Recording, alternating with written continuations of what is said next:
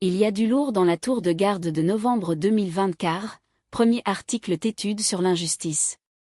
En effet, l'idée est de montrer que si tu subis une injustice, eh bien, d'autres aussi et même dans la Bible. Dieu a tout vu et laisse-le intervenir. Ne juge pas ceux qui ont commis le mal, c'est dû à l'imperfection. Remets-toi en question, etc. Juste une honte. Pourquoi ? Les imposteurs du collège central ne donnent pas l'exemple. Dès qu'ils sont, soi-disant victimes d'une injustice, ils ne laissent pas Dieu qui a tout vu, intervenir, ils essaient en justice, dépensent des sommes folles et vont au bout du bout. Il y a tout un tas d'autres textes bibliques non mentionnés et pourtant bien plus importants qui te disent que Dieu est juste et que l'on doit l'imiter. Ce qui est contenu dans la Bible est justement là pour en tirer leçon et entre autres, pour ne pas reproduire des injustices. Commettre le mal volontairement ne relève pas de l'imperfection mais du désir mauvais conscient que l'on doit combattre. Si le mal est dû à l'imperfection, quid du mal commis par Satan, Adam et Ève ?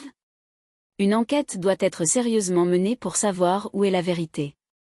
Tous sommes frères donc il n'y a pas de supériorité de l'un sur l'autre, donc on ne doit pas privilégier la parole de quelqu'un qui porte un titre, ancien, face à une petite brebis.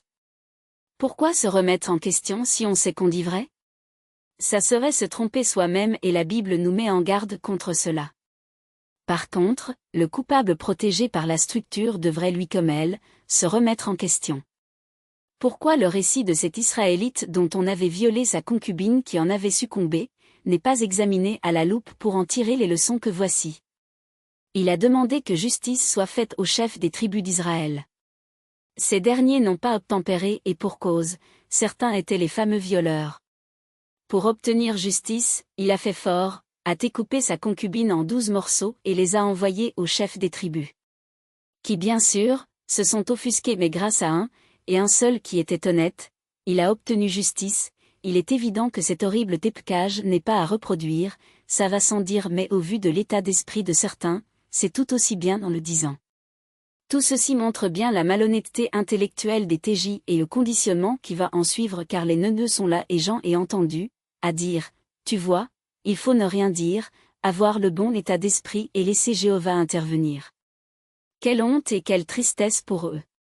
PS, si vous avez besoin de chacun des versets auxquels je fais référence, n'hésitez pas à me les demander en commentaire, je vous les enverrai.